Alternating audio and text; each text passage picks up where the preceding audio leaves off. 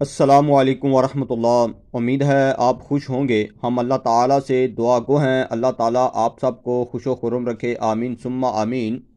17A role کے حوالے سے ایک بڑی خبر آج سامنے آئی ہے۔ ہائی کورٹ نے 17A کے متعلق ایک بڑا فیصلہ سنا دیا ہے۔ ایک اور گھر کا دیا جل گیا ہے۔ یہ ویڈیو خاص پرانے پینشنر اور فیملی پینشنرز کے لیے ہے۔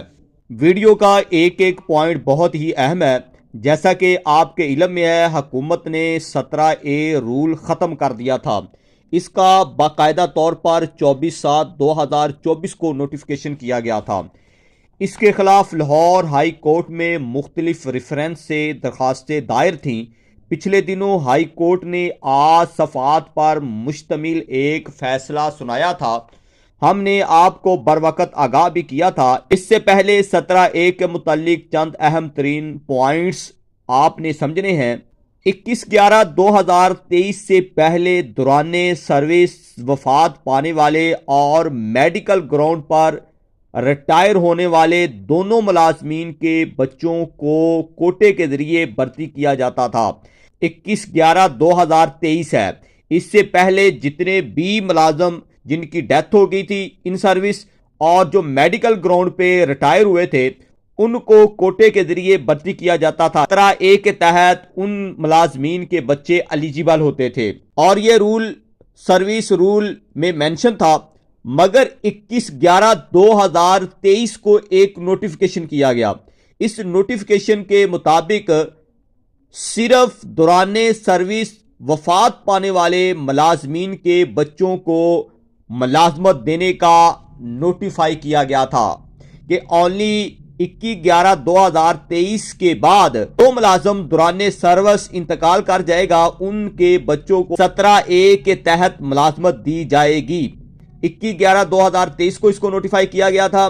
اب یہاں ایک نقطہ پرانے پینشنر کے لیے اور فیملی پینشنر کے لیے، 21/11/23 سے پہلے جتنے بھی ملازم وفات پا چکے ہیں یا وہ میڈیکل گراؤنڈ پر ریٹائر ہوئے ہیں ان کے بچے ایلیجیبل ہوں گے۔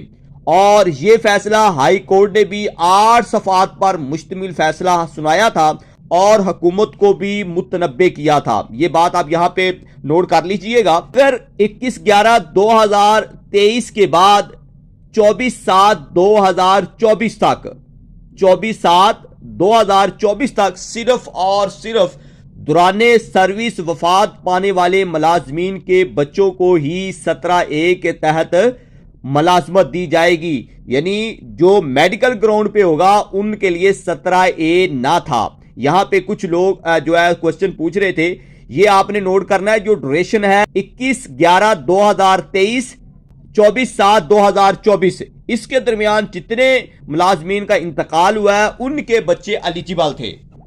پھر ایک نوٹیفیکیشن اور ہوتا ہے، یہ نوٹیفیکیشن 24/7/2024 کو ہوا تھا۔ اس نوٹیفیکیشن کے بعد جو بھی ہوگا، یعنی 17A رول کو سرے سے ہی ختم کر دیا گیا تھا، اس کو اومٹ کر دیا تھا، اس کو پنجاب گزٹ سے نکال دیا تھا اور کورٹ میں اس کے خلاف پٹیشن دائر کی گئی۔ لاسٹ دسمبر میں جن لوگوں نے ان کے خلاف پٹیشنر دائر کی تھی اور کورٹ نے ان پٹیشنر کو ملازمت دینے کے لیے حکم بھی جاری کر دیا تھا اور 8 صفحات پر مشتمل ایک چارج شیٹ بھی جاری کی تھی کہ اس فیصلے کو بطور ریفرنس بھی کوٹ کیا جا سکتا ہے، مگر حکومت نہ مانی اور اس فیصلے کو اعلیٰ عدلیہ میں دائر کرنے کا بھی فیصلہ کیا تھا، مگر ابھی تک یہ سلسلہ اسی طرح چل رہا ہے۔ مگر ہائی کورٹ نے ایک اور فیصلہ جو ہے وہ 17A کے تحت ابھی حال ہی میں، یعنی 5-6 دن پہلے ایک اور فیصلہ سنایا ہے، اس پر ہم بات کرتے ہیں۔ اگر آپ چینل پر نئے ہیں تو آپ سے عملی ریکویسٹ ہے ہمارے اس چینل کو سبسکرائب کر دیں۔ اگر آپ کو ویڈیو ذرا سی بھی انفارمیٹیو لگتی ہے تو کائنڈلی لائک اور کمنٹ کیجئے گا، اس سے ہماری حوصلہ افزائی ہوتی ہے، ہم مزید اس طرح کا مزید کنٹینٹ آپ کے لیے لے کے آتے ہیں۔ یہ حال ہی میں کورٹ نے ایک فیصلہ سنایا ہے۔ یہ ایک شخص 12/6/2009 کو اس کا دوران سروس انتقال ہوا۔ یہ محکمہ جنگلات کے ساتھ تعلق تھا، وہ اپنی نیب قاصد کے طور پر ڈیوٹی سر انجام دے رہا تھا۔ اس کی بیوی ریحانہ بی بی نے اپلائی کیا 1/7/2024 کو اپنی بیٹی کے کاغذات جمع کروائے. ٹھیک ہے، یہ اس بچی کا نام ہے. اور اس کے لیے 17/1/2025 کے ذریعے درج ذیل کمیٹی تشکیل دی گئی تھی، جس میں اس معاملے پر مزید آگے بڑھنے کے لیے ریکارڈ کی جانچ پڑتال کی اور یہ سفارشات کی، یہ ہدایات کی ہیں. اور کمیٹی نے 22/1/2025 کو جو ہے وہ رپورٹ پیش کی ہے، اور اس کو بطور نائب قاصد جو ہے 17(1) کے تحت جونیئر کلرک مقرر کرنے کی سفارش کی گئی ہے. یہ کورٹ کی طرف سے آرڈر ہیں اور آپ اس کو پڑھ سکتے ہیں. اوریجنل آرڈر بھی آپ سکرین پر دیکھ رہے ہیں اور یہ واضح ثبوت ہے.